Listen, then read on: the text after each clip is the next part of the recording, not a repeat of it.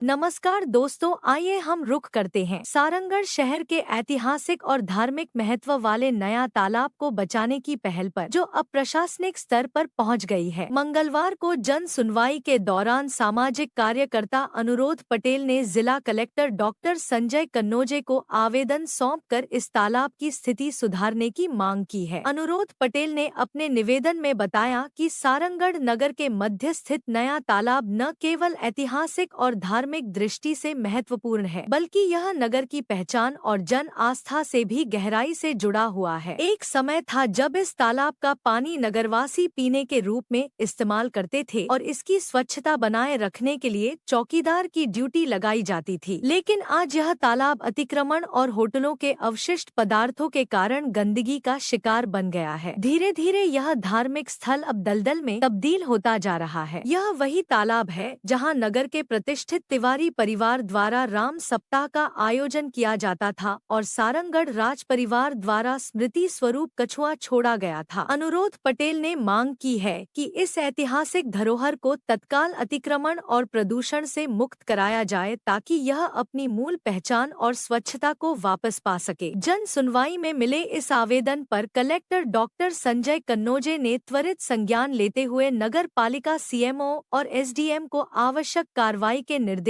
दिए हैं। सारंगढ़ की जनता अब उम्मीद कर रही है कि उनकी यह ऐतिहासिक धरोहर नया तालाब एक बार फिर अपने पुराने स्वरूप में लौट सकेगा। इसी तरह की खबरों को देखने के लिए हमारे चैनल छत्तीसगढ़ अलर्ट न्यूज को लाइक, सब्सक्राइब और कमेंट जरूर करें। धन्यवाद दोस्तों।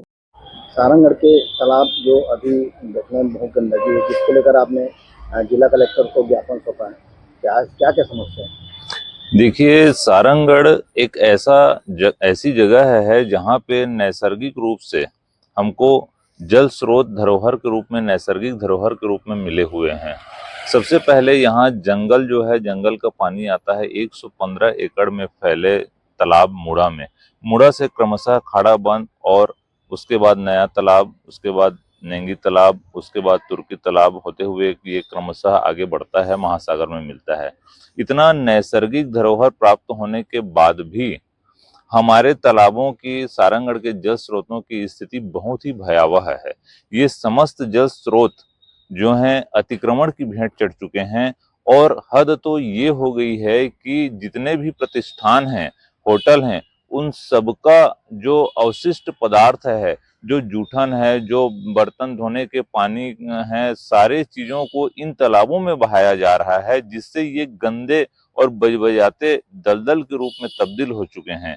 एक समय था जब सारंगढ़ के नया तालाब का पानी पूरे लोग पीते थे और उस नया तालाब, वो जो नया तालाब है, ऐतिहासिक धार्मिक दृष्टि से भी बहुत अत्यधिक महत्वपूर्ण का है और साथ ही जनता जनार्दन वहां के पानी को पीने के लिए इस्तेमाल करती थी। पूरे नगर में ऐसा कोई भी घर नहीं है जहां उसका पानी पीने के रूप में इस्तेमाल नहीं किया जाता था। वहां पे ड्यूटी लगाई जाती थी शासकीय कर्मचारी की और वहां पे किसी भी प्रकार से गंदगी को करना पूरी तरह से प्रतिबंधित था। पर वर्तमान में आप उसका देखिए, पूरा बजबजाता हुआ दलदल के रूप में वो तब्दील हो चुका है। जबकि वहां पे ऐतिहासिक महत्व से गवर्नर पचरी, धार्मिक महत्व से वहां राम सप्ताह का आयोजन होता था, पर अभी वर्तमान में जिला बने 3 साल हो चुके हैं और उसके बाद भी वहां की स्थिति में कोई सुधार नहीं आया है। सारंगढ़ के समस्त जल स्रोत अतिक्रमण की भेंट चढ़ चुके हैं। जिला बने 3 साल होने को है, जिला स्तर के अधिकारी हैं और उसके बाद भी यहाँ इन जो मूलभूत एक मनुष्य के लिए आवश्यक है जल, उस पे किसी प्रकार से कोई ध्यान नहीं दिया जा रहा है और ये पूरी तरह से प्रशासन की उदासीनता है। प्रशासन को इस पे शीघ्र, अति शीघ्र ध्यान देना चाहिए। एक और बात आपके समक्ष मैं रखना चाहूंगा, पूरे वर्ल्ड में सारंगढ़ एक ऐसा जगह है जहां सबसे ज्यादा फाइलेरिया के मरीज पाए जाते हैं और ये भी इसी बजबजाते हुए जल स्रोत जो अब दलदल के रूप में तब्दील हो चुके हैं, उसी के कारण से मच्छर का प्रकोप और दुनिया भर के मानव जीवन पे संकट उत्पन्न वाली स्थिति हो गई है। यहाँ जिला बनने के बाद अभी तक जिला स्तर का कोई भी काम देखने को नहीं मिला है।